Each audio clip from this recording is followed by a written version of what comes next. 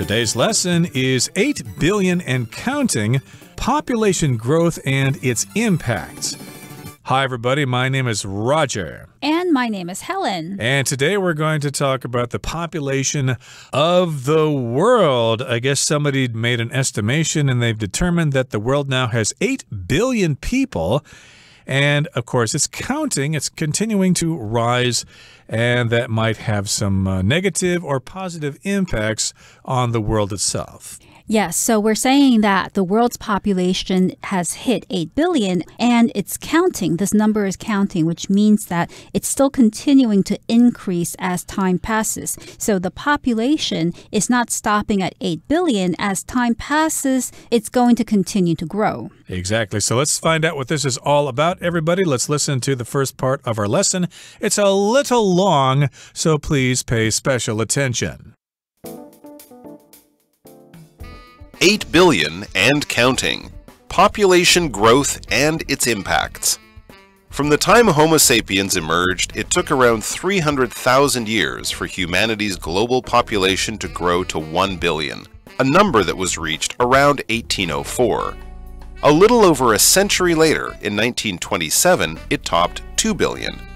And late last year, in November 2022, the population reached an astonishing 8 billion. Such an increase can be difficult to grasp until you place these figures on a graph. If you do so, you'll note a line exploding upward in the 20th century. That line represents the extreme population growth of the modern age. 大家好，第一部分我们可以看到名词 humanity， 它的意思是人、人类或是人性。例如 The hero of the story swore to protect humanity from the monster. 故事中的英雄发誓要保护人类不受怪兽伤害。又或者说 It is my hope that humanity finds peace. 我希望全人类能获得和平。另外补充这个字的相关形容词 humanitarian. Humanitarian. Humanitarian. 它有人道主义的意思。例如Many countries send humanitarian aid to areas in need. 许多国家会派遣人道救援到需要协助的区域。再举一个例子 The country needs humanitarian aid as it has been hit by an earthquake. 该国遭受一场地震侵袭，因此需要人道救援。再来，我们介绍副词 upward， 它指的是向上点。例如 The balloon flew upward after Isabel accidentally let go of it. Isabel 不小心松手后，气球就飞了起来。或者 The hiking trail gradually rose upward. 登山步道逐渐上升。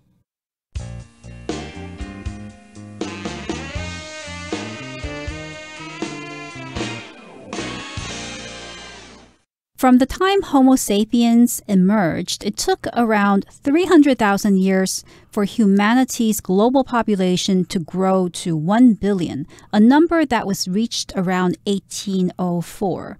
So, in the first phrase, we refer to Homo sapiens. Homo sapiens is the term that is used to refer to man or humankind. Right. So again, we've got the word humanity that just refers to the human race as a whole.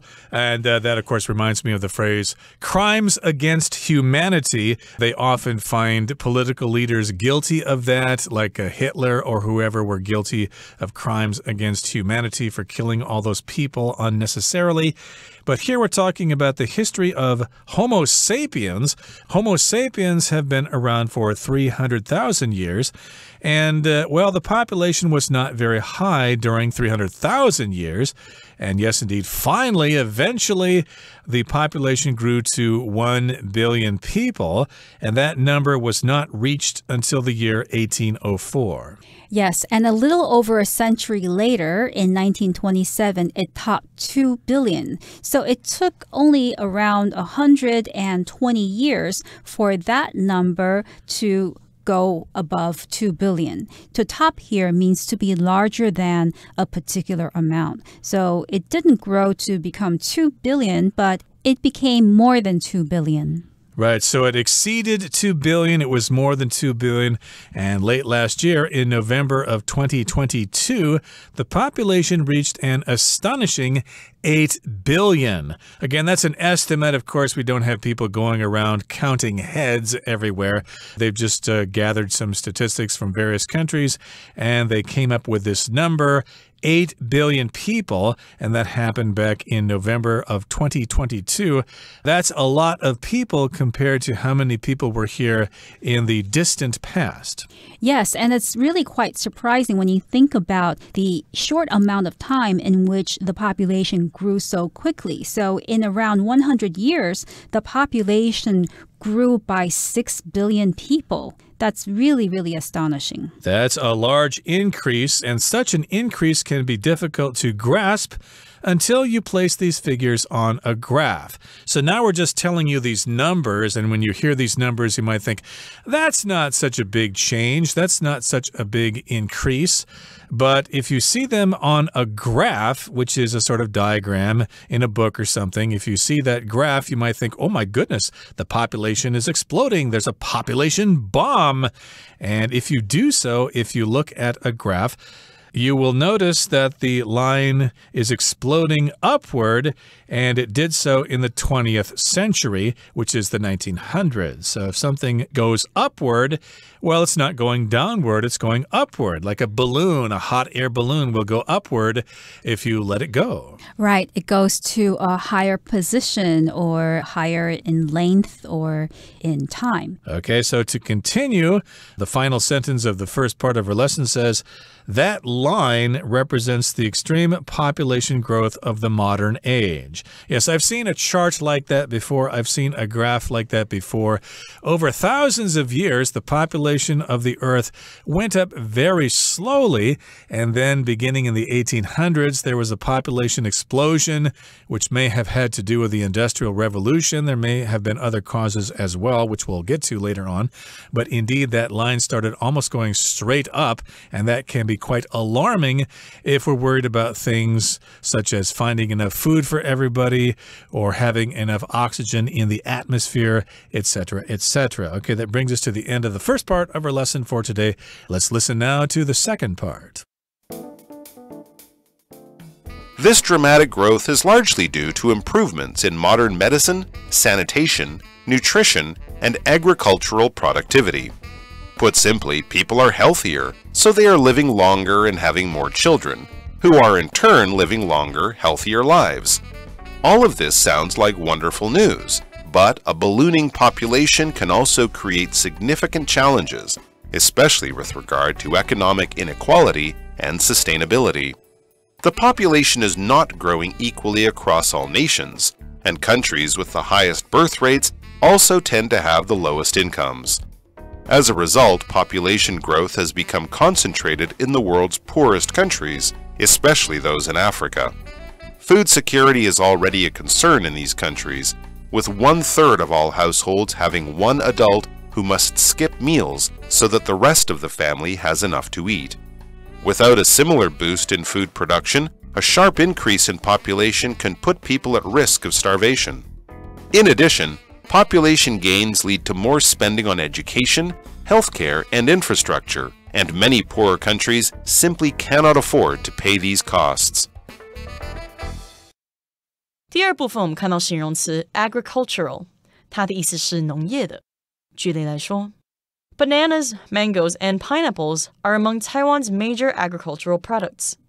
香蕉、芒果和凤梨是台湾的主要农产品。又或者说 John moved west and bought a large plot of agricultural land.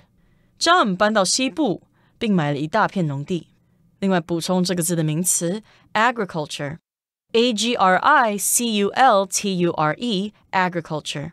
例如 Most of the land in that region is used for agriculture.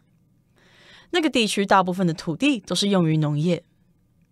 再举一个例子 Domestication of animals preceded the development of agriculture. 人类驯养动物的发展早于农业的发展。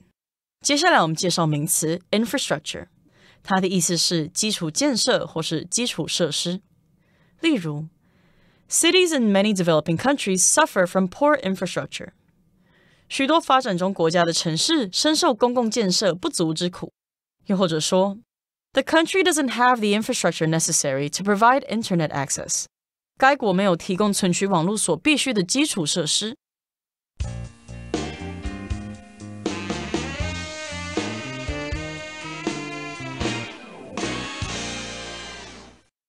So now we're going to look at the reason why the population exploded in the 20th century.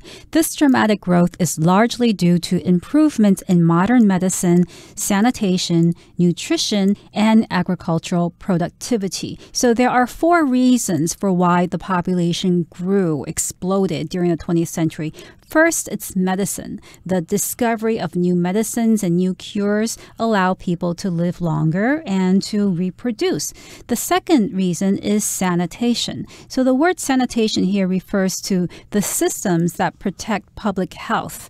This system might include garbage removal, human waste removal, and the treatment of dirty water. So I could say, for instance, that sanitation workers go around the city collecting garbage most days of the week. That's the sanitation department doing this work, and people who work for the sanitation department are sanitation workers. Yep, if a place has poor sanitation, you've got garbage all over the place, and there's no system set up to get rid of your poop and your pee. So people come in contact with all sorts of bacteria and viruses and stuff like that. But modern improvements have cleaned up things. We've got better sanitation, we've got better nutrition, and we have better agricultural productivity. Agricultural has to do with farming and the producing of food. And productivity just refers to how much of something you can produce. I should mention that I grew up saying the word productivity as productivity, which is also in the dictionary. You'll probably hear people saying this both ways, productivity or productivity. Yes, and nutrition here refers to food when it is being considered as something that you need to keep you healthy. So a lack of good nutrition can make you sick because you're not getting the nutrients that you need to remain healthy. And as some example sentences for the words agricultural and productivity, I could say that farmers sell their agricultural products at a weekend organic market. And in terms of productivity, here productivity refers to the rate at which goods are produced, especially when you compare the rate to the amount of money, labor, and time that's put into producing them. That's how you can evaluate productivity. So I could also say there are a lot of self-help books these days that offer advice on how to increase your personal productivity. So if you want to increase your productivity, it means you want to be able to get more things done in one day. Indeed. So we've got a lot of changes in the modern era. We've got improvements in medicine, sanitation, nutrition, and agricultural productivity. That's a lot to think about, so we need to summarize this or make it simple. We say, put simply, or if we tell this to you in a very simple way, we're saying that people are healthier, so they are living longer and having more children who are in turn, or later on, they're living longer, healthier lives. So that's basically a summary of what we just said.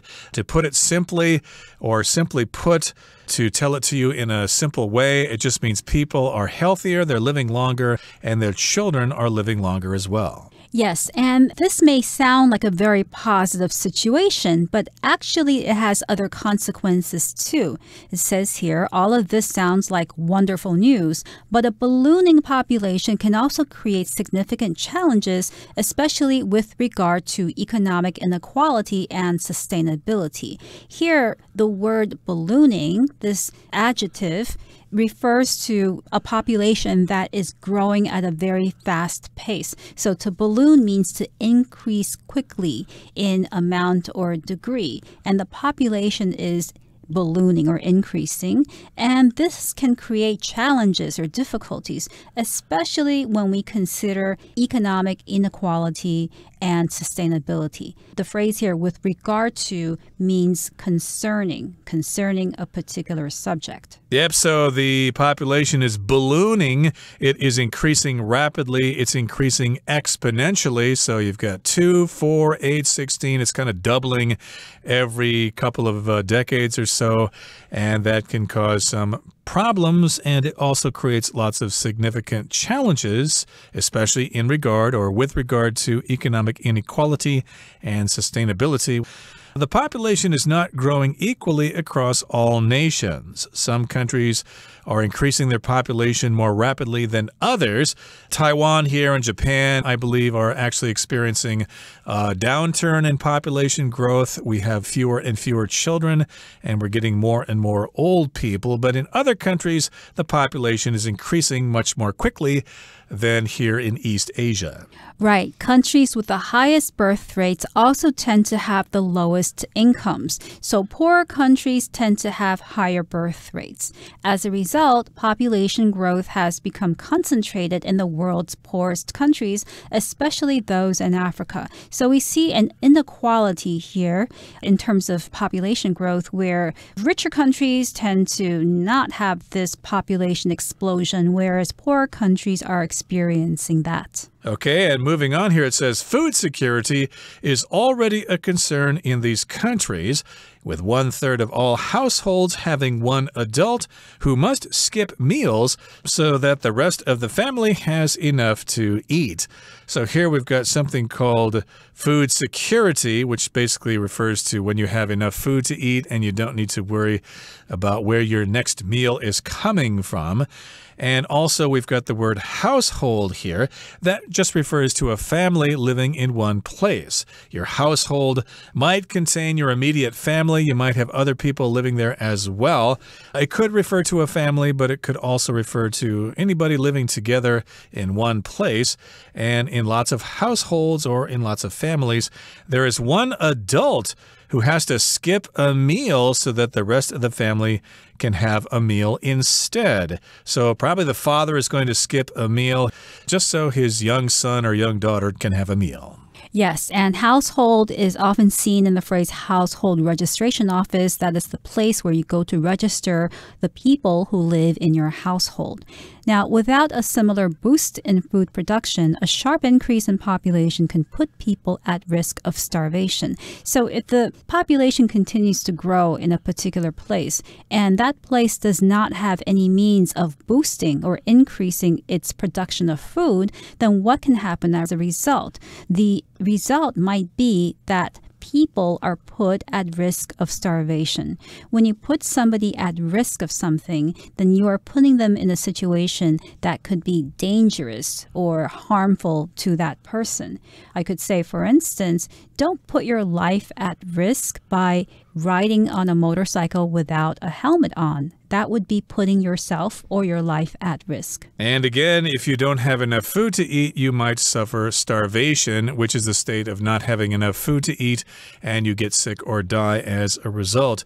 In addition, population gains lead to more spending on education, healthcare, and infrastructure, and many poorer countries simply cannot afford to pay these costs. Now, infrastructure is the basic services and equipment set up in a society, like roads and communication cables and things like that. So again, if you have a huge population gain, you got to spend more money on schools and on healthcare and on infrastructure like bridges and roads, railways, etc.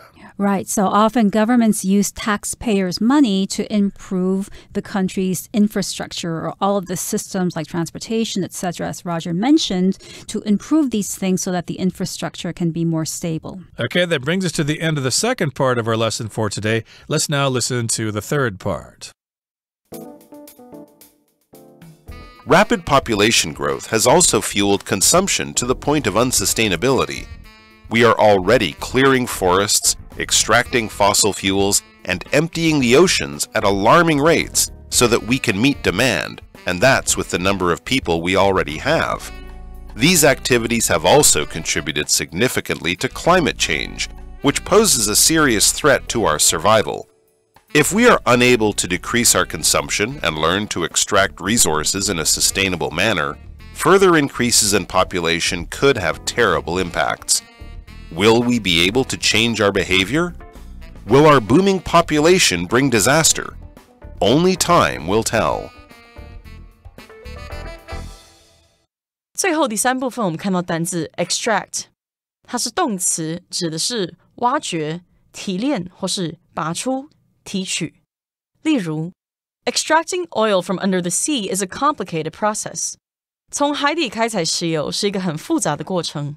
或是 The surgeon carefully extracted the nail that was stuck in Carl's foot. 外科医生小心地把插进 Carl 脚里的钉子拔出来。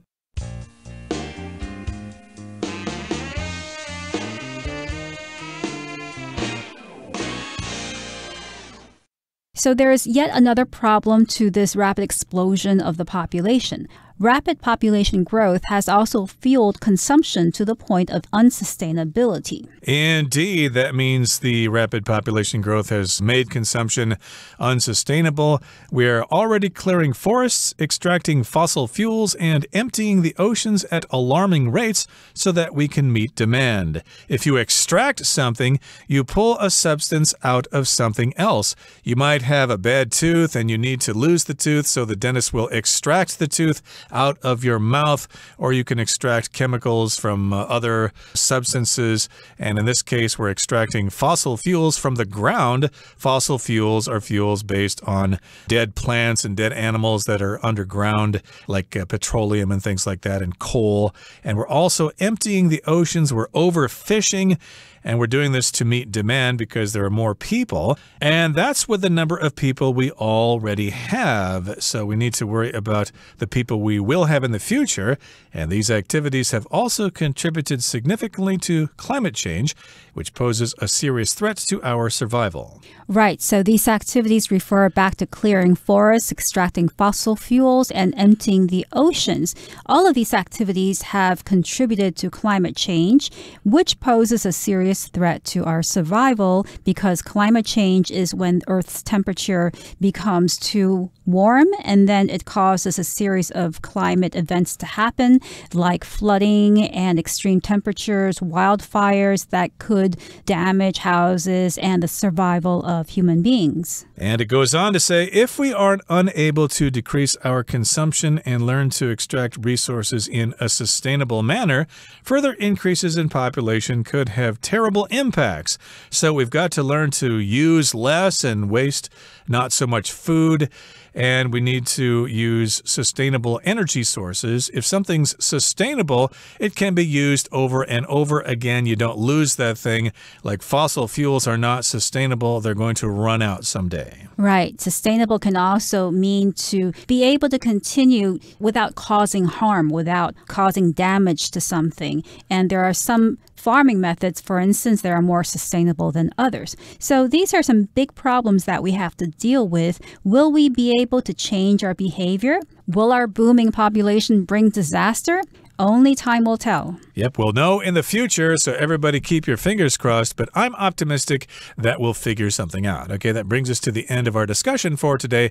Here comes Hanny.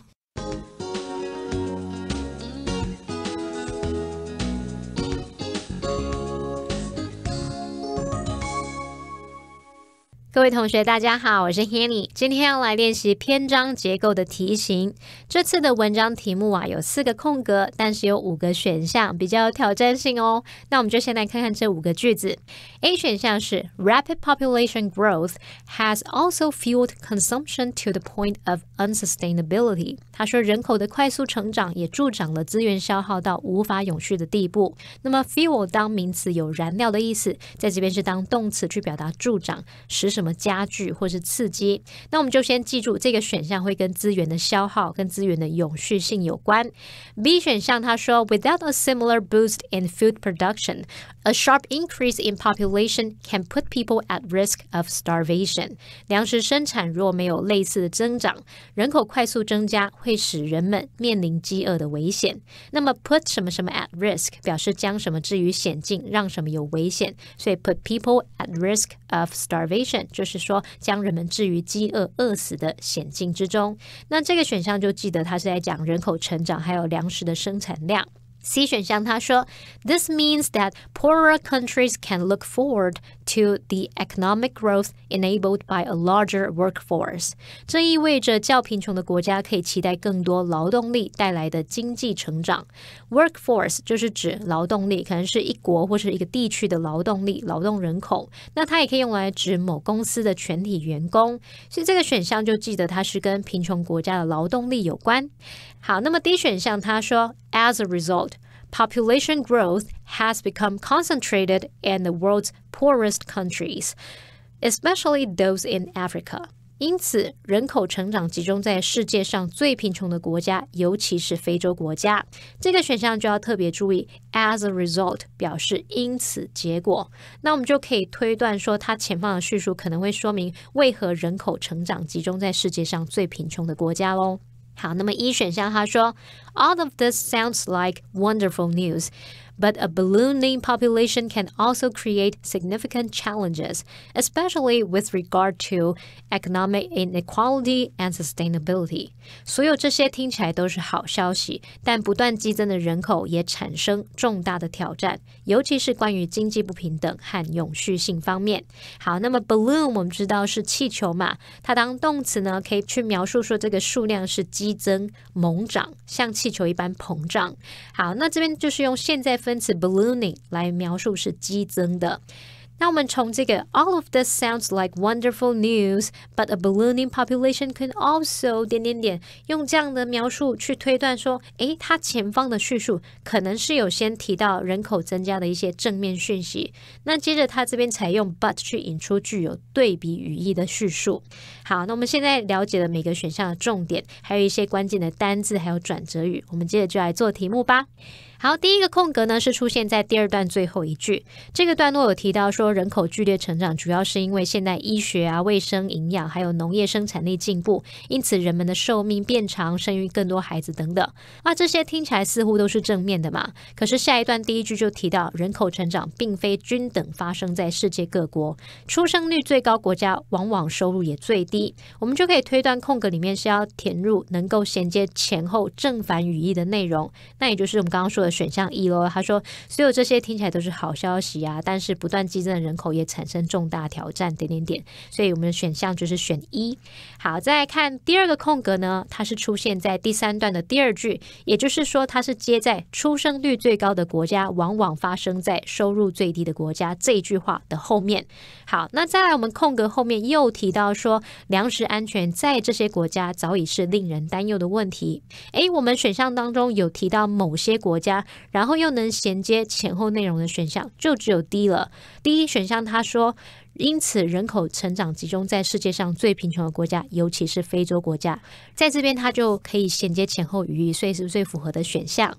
好，那么第三个空格呢，同样是出现在第三段。那它前一句有提到说，粮食安全在这些最贫穷的国家早已是令人担忧的问题，1/3的家庭中有1名成人必须不吃饭才能让其他家人有足够东西吃。我们就可以推断这是跟人口还有粮食生产量是有关的。那最适合选项就是选项 B 咯，它就有提到粮食生产若没有类似增长，人口快速增加会使人们面临饥饿的危险。好，那第四个空格是出现在文章最后一段第一句，很有可能就是这个段落的主题句。那这个段落有提到说，我们以惊人的速度在砍伐森林、开采化石燃料，还有掏空海洋等等，这些就是跟人类活动还有资源消耗有关，所以可以推断最适合选项就是 A。 它有提到人口快速成长助长了资源消耗到无法永续的地步。好，那最后补充一下我们漏掉的选项 C， 他说这意味着较贫穷的国家可以期待更多劳动力带来经济成长。好，这是在阐述人口成长有助于经济发展，可是它放在任何一个空格里面都不符合，所以不能选哦。以上是今天的讲解，我们回顾今天的单字吧。 Humanity. The use of complex language is something that separates humanity from other animals. Nutrition. The doctor said poor nutrition was somewhat responsible for the child's slow growth. Agricultural.Rice, bananas, and pineapples are some of Taiwan's most important agricultural products. Productivity. Supply chain problems reduced the company's productivity this year. Household. With their 10 children, Mr. and Mrs. McCarthy have the largest household in the village. Infrastructure. The government plans to increase spending on infrastructure. Fossil. The farmer found a dinosaur fossil that's more than 100 million years old. Sustainable. Sustainable hunting helps prevent the complete loss of animals.